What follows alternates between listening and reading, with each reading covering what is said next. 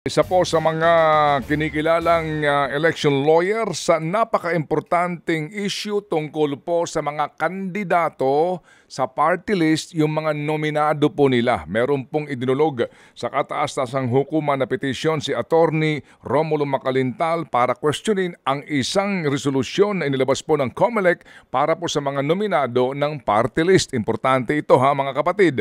Magandang umaga po Attorney Romy Mac. Ay, magandang umaga sa iyo, Ted, at DJ Chacha, at sa inyong mga tagapanood, tagapakinig. Opo, ano po ang laman ng inyong pong petisyon? Pakipaliwanag po lamang po, first, Attorney.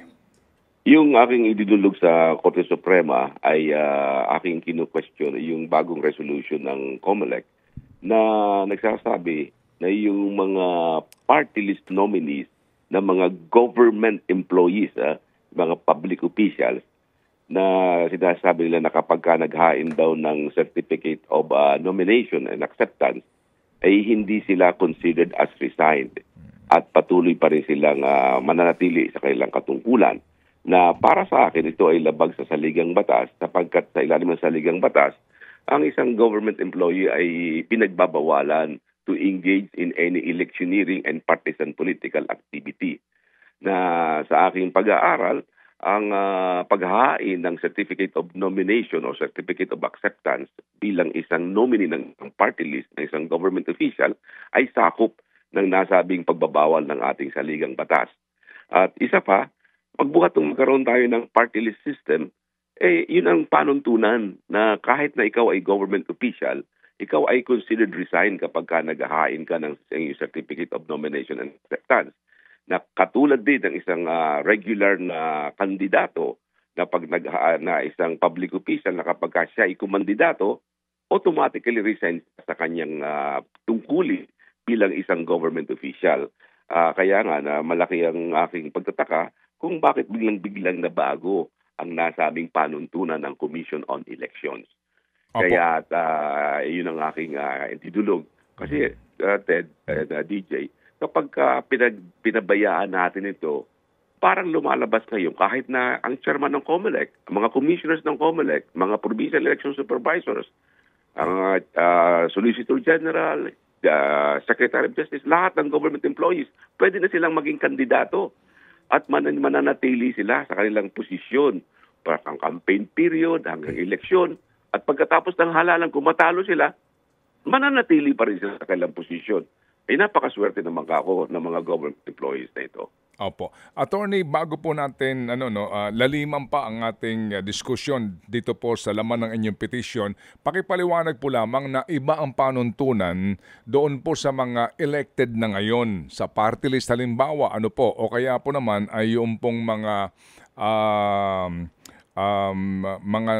halal ngayon running for re-election para lang ho natin maiklaro. Sige, go ahead po, Attorney. Yung mga elected official, yan ay talagang hindi kasali sa mga resigned. Kasi halimbawa ikaw ay mayor, tumakbo kang congressman, mananatili ka pa rin mayor habang tumatakbo ka. At yun yung mga congressman, pwede silang tumakbong senador. Yung mga senador, pwede tumakbo sa ibang position, mananatili sila sapagkat, ang sabi ng Korte Suprema, yung mga elected officials na yan, ay talagang yan na ang buhay nila. Kasama na sa buhay nila, yung talaga maging partisan. They are really partisan. The nature of their position is partisan. Pero kakaiba ang mga government employees. Sapagkat ang government employees, sila ay binabayaran ng naglilingkod sila sa taong bayan. Kaya yan ay sinasabi ng ating saligang batas na yung mga government employees nasa civil service, hindi sila pwede mag-engage in partisan political activity. Opo, pwede ho ba nating maghalimbawa po tayo maliban dito sa binanggit nyo na mga nakaposisyon na mga posisyon sa gobyerno. Halimbawa po lamang kung ikaw ngayon ang kasalukuyang National Youth Commission Chairman, no? Ngayon, no? NYC Chairman ka. Pero ikaw yung first nominee ng isang party list group ng kabataan. Yung ba nangangahulugan din sa kaninyo? Kasi sa ilalim po ng regulasyon na inyong kine-question bilang chairman ng NYC at siya ang first nominee o nominee nito pong party list na kanyang kinabibilangan sa 2025 midterm election, yun po yung gusto niyong tukuyin na dapat magbawalan na siya kasi siya nasa gobyerno. Dapat automatically resign siya. Kung government position yan, government office yan, dapat the moment na maghain siya ng kanyang certificate of acceptance of nomination, automatically resign siya. Na sapagkat iyan naman ang mga naunang mga regulation. At yun na nga, dahil sa siya ay government employee at ang paghahain ng certificate of nomination ay katumbas din yan ng paghahain ng certificate of candidacy. Na hindi ko naman pwedeng sabihin na yung mga nominee ay hindi sila mangangampanya. Kasi ang sinasabi nila, ay kasi ang kandidato naman sa party list, yung partido, hindi yung tao. Oo nga, partido nga ang kandidato, pero yung tao na nominee ay mag-i-engage in partisan political activity. Sila ay mangangampanya. Imagine, halimbawa, yung Secretary of Justice o mga prosecutors, tatakbo sila sa ilalim ng party list, ay sila ang vice chairman ng mga canvassing committees. Sila ang vice chairman ng mga canvassing boards sa buong Pilipinas. Kung ang regional director ng COMELEC ay tatakbo bilang isang nominee at hindi siya resign, imagine, siya ang chairman ng Board of Canvassers doon sa kanilang region pagkatapos siya mismo ay kandidato. Napakalaki ng advantage na makukuha ng nasabing mga government employees. Na government employees sila gamit ang pondo ng pamahalaan, ay nandun sila at nangangampanya. Yun ang punto ng aming petition sa Korte Suprema. Opo. Kasi nga, kung ikaw isang undersecretary o ASEC o direktor ng isang opisina, yung resources ng opisina, maaari mong gamitin sa pangangampanya ng party list group mo. Opo. Ganyan din ang nangyari doon sa, mayroong kaso kasi yan, nakatulad ng kaso ng Quinto versus COMELEC. Noon kasi, ang nangyari doon, mga government employees na naghain ng certificate of candidacy, sabi ng Korte Suprema, dapat considered resign din kayo. Kasi ang pinalalabas noon, at the start of, sila daw ay considered resign muna at the start of the campaign period. Sabi ng Korte Suprema, hindi. Kasi sila ay government employees din. And you can just imagine, sabi ng Korte Suprema, kung papayagan natin iyan, kung ay halimbawa yung PNP chief, yung commander ng Philippine Army, ay magiging kandidato pagkatapos hindi sila considered resign. Abay, napakalaking impluensya nila sa buong area nila para magamit ang kanilang katungkulan. So, ganyan din ang nilalayo na aking petition. Imagine kung yung chief ng PNP ay magiging nominee ng isang party list. Abay, gano'ng kadaming influence ang kanyang masasakop para siya ay maging kandidato bilang isang nominee to the damage and prejudice of non-government employees na tumatakbo sa ilalim ng party list system. Considering po na ang inyo pong petisyon sa pagkakaunawa ko ngayon, wala ho namang sinisino dito. Ano po? Kumbaga sa lahat ito. Pero ang implikasyon nito, halimbawa, kung ako ay isang pangkaraniwang manggagawa bilang health worker ako sa government hospital, ako isang nurse, at ako ay isang utility sa ospital, ang aming party list healthcare workers. Ang aming party list nurses group. So nangangahulugan din na kung ako yung nominado doon sa party list na yon, I have to resign bilang isang kawani ng DOH o ng ospital for my because of that acceptance of nomination. Ganun po ba yon?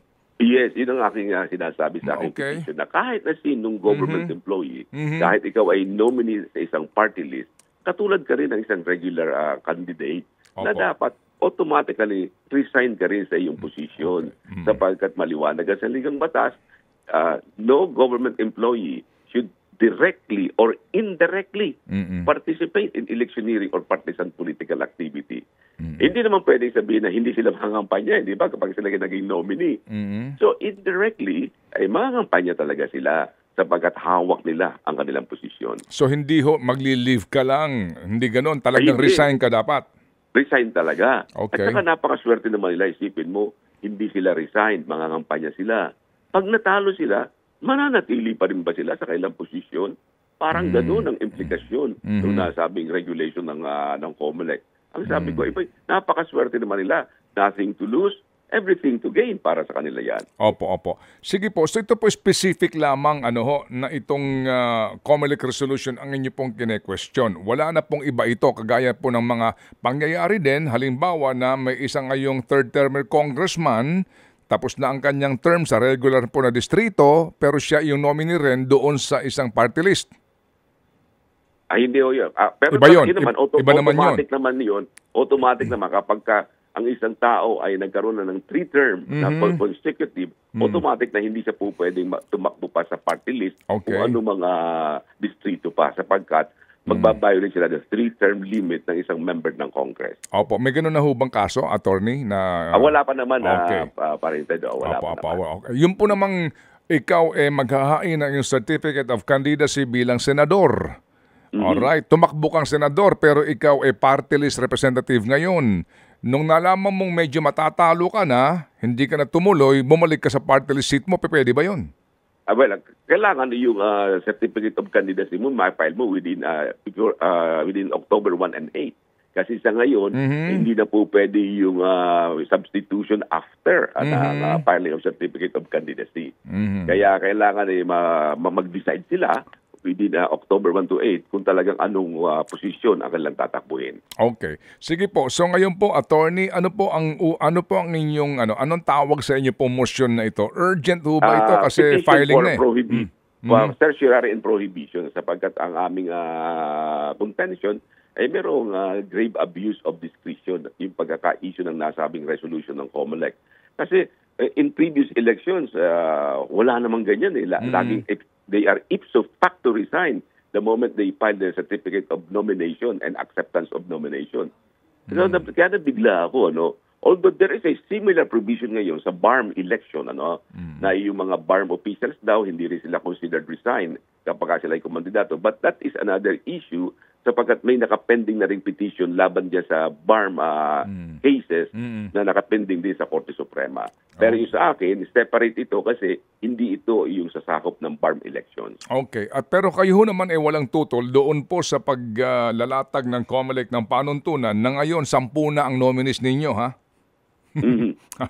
Para wala na kayong lusot na lahat. Wala nang lusot nga naman. Alam mo, maganda naman si ginawang yun ng COMELEC. Sapagkat pabago-bago nga naman. Alam mo, para bang nagkakaroon na nga ng mockery ng ating party list system pagkatapos lalagi pa ng ganyan. Ako naman natutuwa, alam mo, kasi yung ating chairman ay isang election lawyer yan. Kaya alam na alam niya yung panuntunan dapat na gagawin. At kami mga election lawyer, we are very happy na yung isang kapwa namin election lawyer ay naririyan sapagkat alam niya kung ano ang mga dapat na gagawin talaga. Opo, sige po. Speaking of election, ano ho ba Senator Romy Mac? Anong balak ho natin? Ay, wala na po tayo. Kailangan muna siguro magkaroon ng proper voter education para talagang magkaroon kami ng pagkakataon. Pero sa ngayon po, talagang magko-concentrate lang kami sa aking advocacy tungkol sa mga senior citizens at saka sa election matters. Opo. At kagandahan lang po ngayon, attorney, bagamat wala hong batas para po sa early voting ng mga seniors, mukhang ang COMELEC po ay umaksyon na dahil may binabanggit sila na alas 5 ata ng umaga hanggang alas 7. Exclusive for seniors and PWDs, mga buntis. Yes, oo. Ay alam niyo naman kami, paring Ted, kami mga senior citizen, alas 4 pala ng umaga, gising na kami. Kaya tuwan-tuwa kami, alas 5, pwede na yan. At pagkatapos na, pwede na kami magkape-kape. Opo, I'd like to correct you a little bit, attorney, hindi kayo nag-iisa, pati ako senior na. Welcome to Club 60. Opo. Sige po. Alam mo kasi, marami ako, halos every other week, ako ay merong mga seminar na pinupuntahan. Opo. At marami mga senior citizens na nag-i-invite sa akin. Marami mga senior citizens organizations, na naghihintay ng speaker tungkol dyan. Ay ayun ang aking ginagawa ngayon, paring Ted. At lahat ng aking lecture, libre yan. Opo. At mainam po naman din yan, attorney, para may ginagawa kayo. Ay, tama yun. Kailangan tayong mga senior citizens, active ang katawan at active ang isipan. Opo. At bawal may stress. Okay. Dapat bawal ang stress na yan. Relax lang tayo dyan. Opo. Salamat, attorney. Mabuhay. Thank you po. Ay, maraming salamat sa inyo at magandang umaga sa inyong lahat at sa inyong mga tagapakinig. Thank you. Ted Filon at DJ Chacha. Ngayon, nasa Radyo 5, 92.3 News FM. Monday to Friday, 6 to 10 a.m.